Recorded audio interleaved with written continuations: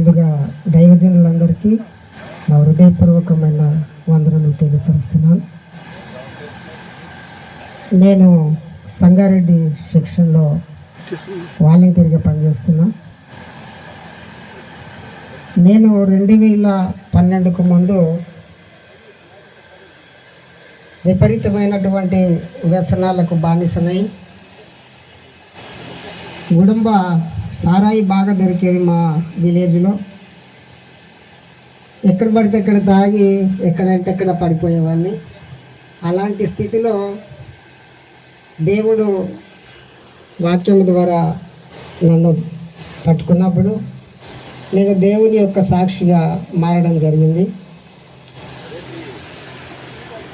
మా గ్రామంలో నా స్థితిని బట్టి, నా ప్రవర్తనను బట్టి, నేను మద్యపానానికి బానిసైన విధానమును బట్టి నా కుటుంబ సభ్యులతో సహా మా గ్రామ సభ్యులందరూ కూడా నన్ను ఇలాంటి వాడు చనిపోతే బాగుండు, వీడు కుటుంబానికి మేలు లేదు, సమాజానికి మేలు లేదు అని చాలామంది చాలా సందర్భాలలో నన్ను ఎగతాళిగా చేసేవారు.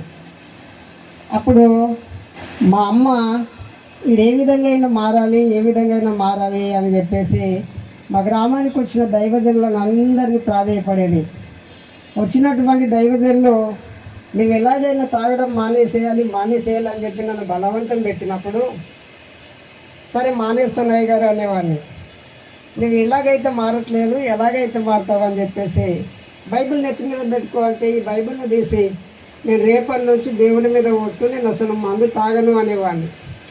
రేపు సాయంత్రానికి మళ్ళీ నా తాగుబోతు స్నేహితులందరూ కలిసేసరికి మళ్ళీ యథావిధిగా తాగడానికి వెళ్ళేవాడిని. దైవ సేవకుల ప్రోత్సాహం వలన దేవుని యొక్క సంఘములో నేను పాటలు పాడడానికి, కార్యకలాపాలలో పాల్గొంటూ దేవుని యొక్క సన్నిధిలో వాడడం ద్వారా 2012లో నేను దేవునికి సమర్పించుకున్నా.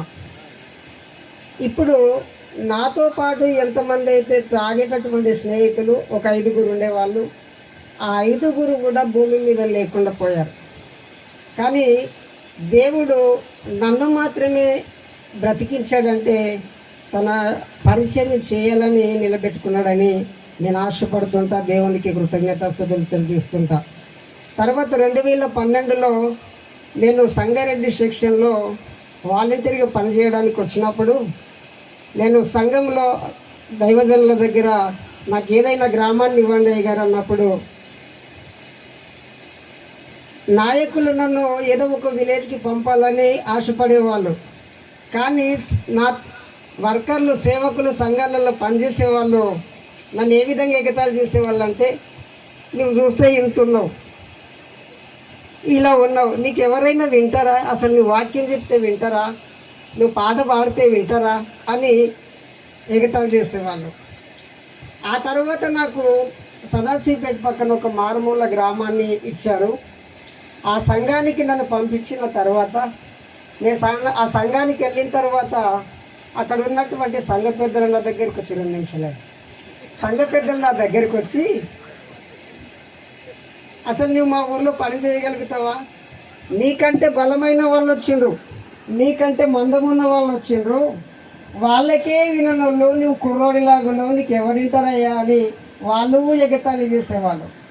నేను ఇంటి దగ్గరికి వెళ్ళిన తర్వాత, ప్రభువా నేనైతే నీ పరిచర్య చేయాలి, నన్ను బ్రతికించినందుకైనా నేను పని చేయాలని ఆశపడుతున్నా, నా తోటి సేవకులు ప్రోత్సహించవలసిన వాళ్ళే నన్ను అవమానపరుస్తున్నారు, సంఘాల దగ్గరికి వెళ్తే సంఘస్థులు నన్ను చులకనగా చూస్తున్నారు, నేను పని చేయడం ఎలా అని నేను ప్రార్థన చేసేవాడిని.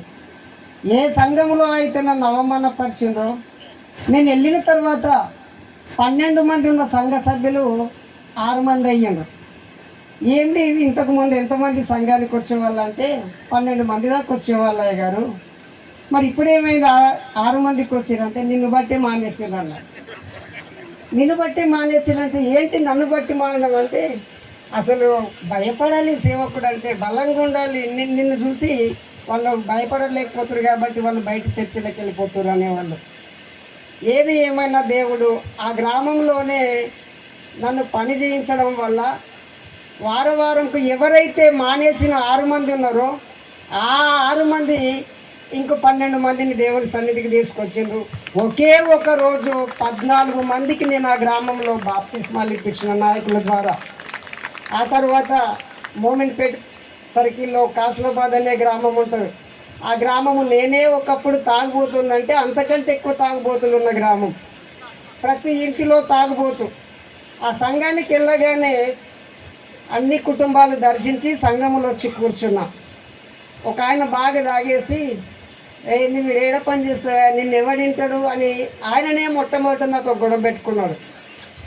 గొడవ పెట్టుకున్న వారం రోజుల నాటికి నేను ఆయన కుటుంబం దగ్గరికి వెళ్ళి, అన్నా నేను ఒకప్పుడు ఈ విధంగా తాగేవాడిని, నేను ఎన్నో పెంటల మీద పడుకొని లేచినోడిని, కానీ దేవుడు ఎందుకో నిన్ను ఇలాంటి నాలాంటినే మారుస్తాడు అన్న.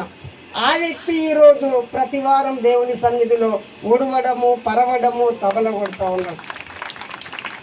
ఆ గ్రామంలో నేను ఇంకా ఒక 12 మందికి నాయకుల ద్వారా బాప్తిస్మాలు ఇప్పించిన. దేవుని కృప ద్వారా ఇప్పటి వరకు 54 మందికి నేను నా సంఘాలలో బాప్తిస్మాలు ఇవ్వడం జరిగింది. ఇంకా దేవుడు నన్ను తన పరిచర్యలో వాడుకోవాలని దైవజనులైన మీరందరూ నా గురించి ప్రార్థించాలని మనవి చేస్తున్నా. నేను డిగ్రీ చదివినప్పటికీ, నేను బిఏ చదివినప్పటికీ కూడా వ్యసనము వలన నేను నా జీవితాన్ని ఎంతో కోల్పోయినా మిగిలిన జీవితం అంతా దేవుని సాక్షిగా ఉండాలని ఆశిస్తున్నా. ఈ సమయం ఇచ్చినందుకు అయ్యగారులకు అందరికీ వందనాలు తెలియపరచ ముగిస్తాను. ఆమేన్. ఒకసారి గట్టికి చప్పట్లు కొట్టండి. దేవుడు దేవదాస్ గారిని ఇంకా దేవుని పరిచర్యలో వాడకంలాగా ప్రార్థన చేద్దాం. ఈ సమయంలో మన నార్త్ ఈస్ట్ ఆంధ్ర సెక్షన్ నుండి జి బాబురావు గారు